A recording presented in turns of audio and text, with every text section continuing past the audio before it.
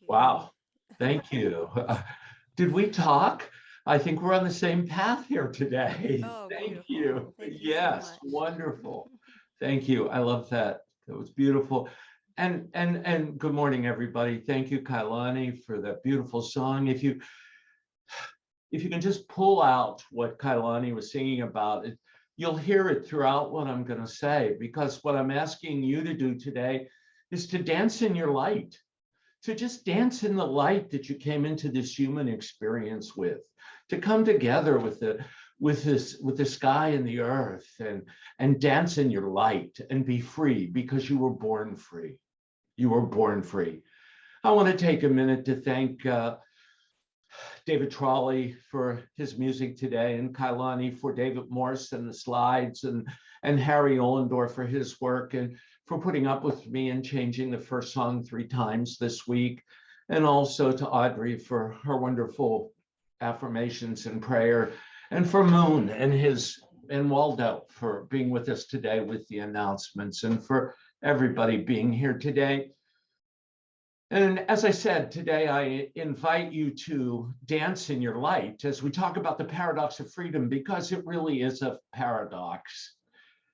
You know, I like to, on these special days when we celebrate a holiday or an occasion, I like to look and see what Paul Hasselbeck says in the Absolute Word. And he really kind of sums it up in the Absolute Word today. He says, I am divine. I am always free. And the word, of course, for today is free. I remember this when I feel at the mercy of an unpredictable world. While I may not be able to control what happens around me, I can control and manage what is within me. I am free to choose my response, and even more, I am free to meet life in tune with my divinity. In prayer, I claim divine ideas.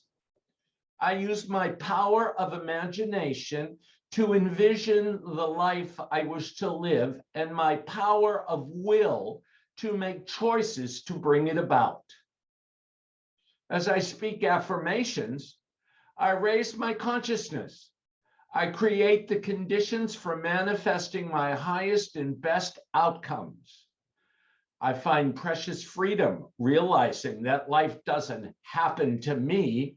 Life happens from me. I am divine.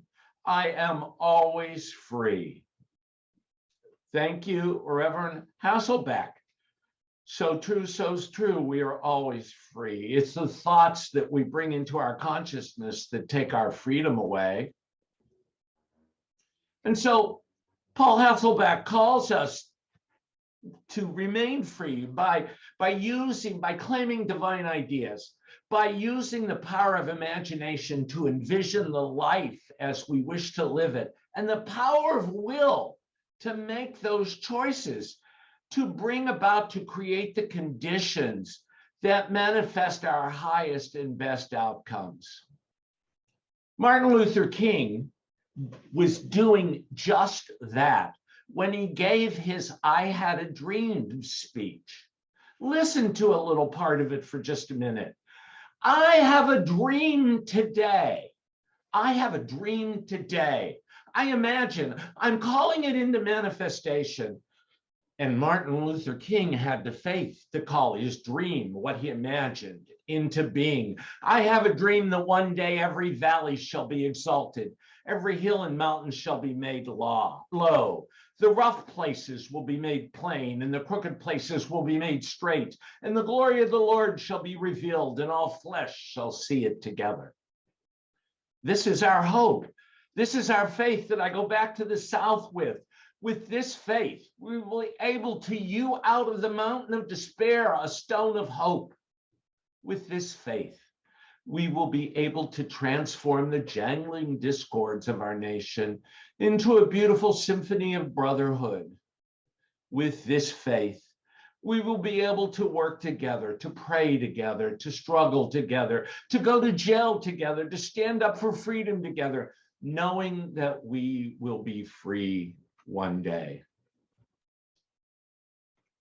Reverend King, was calling this world into substance, into reality. He knew that we were born free.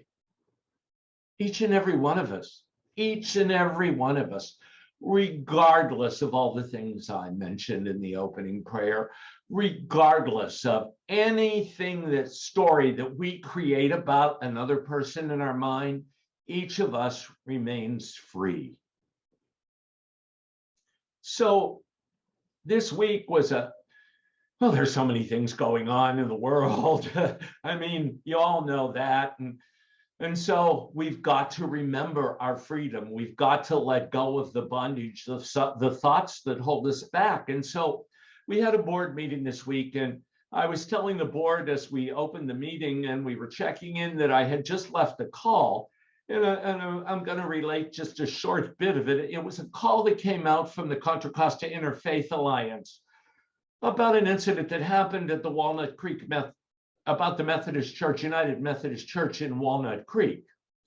And apparently last Sunday, when a lay speaker was speaking and they were celebrating Pride Sunday, and I looked on their website today, and there's right on the front of it, it says we're reconciling ministries network, that they're a reconciling church, that we are proud to be official members of the Reconciling Ministries Network, an organization of United Methodists for LGBTQ inclusion.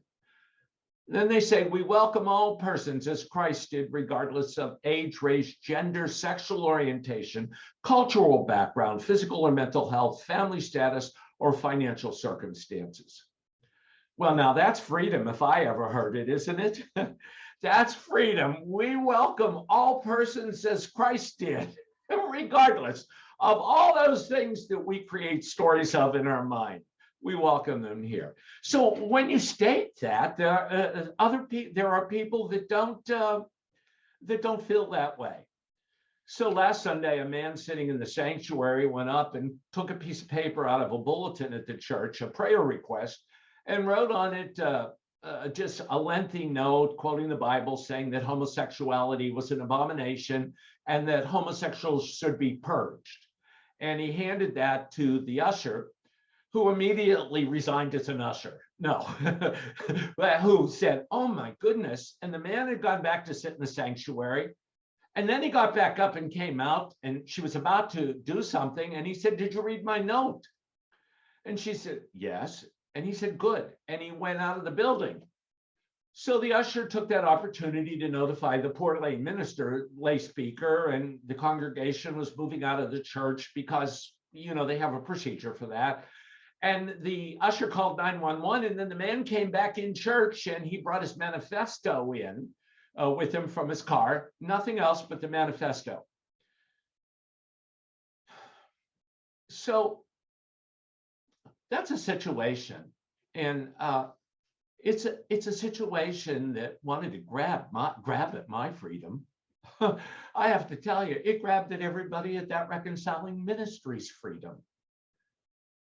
That someone came in and was going to say that a certain group, that anybody can't be free unless they think the way that person thinks. And of course, that's not freedom, is it? That's not really freedom. That's taking control. That's saying freedom has to be my way, that I'm in bondage myself to that way of thinking, that I am in bondage to this belief, and I can't let it go. I can't be free of the thought. This man couldn't be free of that thought. He was in bondage to it. And he brought it to other people, and it questions our freedom. We question our freedom, but it's always still there. We're free. I had to move from the thoughts of bondage from the 70s and 80s to freedom immediately. Women today have to move from the thoughts of bondage that they fought in the 70s and 80s and the 20s and 30s, and back to the time that is spoken about in the red tent with Sarah. How long ago was that? Who knows? We have to keep ourselves from going to the thoughts of bondage and maintain the thoughts that we are free, that we are equal. You know, there's a story about a man who was at a retreat and he'd been crippled all of his life, yet he had made a great success of everything he engaged in. He was asked the secret of his success. He said he made it a practice to concentrate on his strengths rather than his weaknesses, to keep positive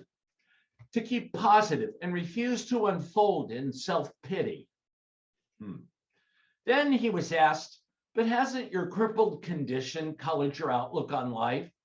He replied, of course it has colored my outlook, but I've always chosen the colors. But I have always chosen the colors. We miss the point if we insist. We miss the point if we insist that if a man were really free, he would no longer be crippled. There are many physically sound people who are mental cripples, and many unusual persons like this man who have physical handicaps and still have a freedom that transcends the limitations. The greatest freedom is not freedom from things or conditions. It is the freedom to be. The freedom to choose the kind of thought you think in the very face of things. What kind of thoughts are you thinking in the face of things? You have the freedom to choose. You have the wisdom, the power of wisdom to choose. Here's what Charles Fillmore says about freedom in the meaning, in the revealing word, in the meaning word as well, but in the revealing word. Freedom, the quality of or state of being without thought or restraint, bondage, limitation, or repression. Having a sense of complete well-being. It is a result of regulating one's life according to principle, not according to what anyone else may think or say. Let me repeat that last little thing. Not according to what anyone else may think or say. Not according to what anyone else may think or say. We can never know the full meaning of freedom until we abide in the Christ consciousness, till we go within, till we know our divinity, till we know that we have everything we need available to us for moving through this human experience. We are divine. That we abide in the Christ consciousness. Without prayer and spiritual meditation, there can be no concept of spiritual freedom, and therefore no demonstration. If we can't go to the Christ consciousness and know spiritual freedom, then we can't express it, we can't demonstrate it. So we bring that idea into Christ consciousness of freedom. We know it, we are not limited. And we can then express it. And today, what we need to do more than anything is express our freedom, because we are free, no matter who we are, what we are. We are all one. Eric Butterworth, one of my favorites, of course, gave a great lesson for the 4th of July in 1979. Here's a couple highlights from what he said about freedom. Of course, that was his topic. He said, unfortunately, we have thought of freedom as an escape rather than as a creative act. The emphasis has been on freedom from something rather than freedom to do or be something. The emphasis has been on dropping out or running away. But the greatest freedom is the freedom to grow into the strong person we are created to be, facing up to successfully coping with those things we otherwise try to escape from. If we try to escape, to run away, to lean on people or on society's institutions, or to use chemical means of deadening the pain or softening the blow, we are not achieving freedom. Freedom is not an escape. It is the choice to be strong, to understand, to find a transcendent way. The greatest freedom is the freedom to know the truth in the face of that which is negative. The greatest freedom is the freedom to know the truth in the face of that which is negative. It's coming at you all day long, the negative, the television, the radio, the people walking into a retail store and being some way that you don't think they should be.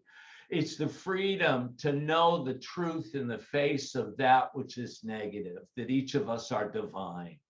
It is the freedom to be creative in spite of the problem.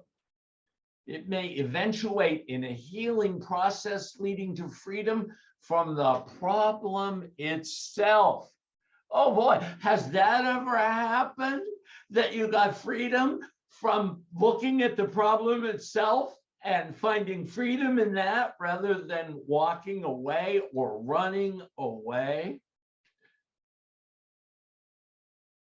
In other words, Eric Butterworth says, we must be sure that we are willing and not just willful, to know that there is an open door that no man may shut, but it is the divine flow and not just a particular way that it must express. It means to keep open in mind, to keep positive in thought, to keep loving in tone. Butterworth ends with this, and so will I. So, on this Independence Day, let us reflect upon this new insight into freedom. Not the attempt to get freedom from oppression, from people, from problems, from pain, from insecurity. Let us begin to think of freedom in a more creative sense. The freedom to be, to become something, to be big enough to deal with the experiences of life, not just freedom to erase difficulties and to eliminate people, as we may be subconsciously desiring, but rather to release our spiritual capacities. When we understand this, when we begin to let go not only of our problems, but also of our rigid metaphysical concepts about them, and then to walk on and begin each day anew in our quest for understanding, for the greatest freedom is in the choice to begin again. Be free. You have choice, no matter what they say. We have choice. Have a good week and happy 4th of July. Amen.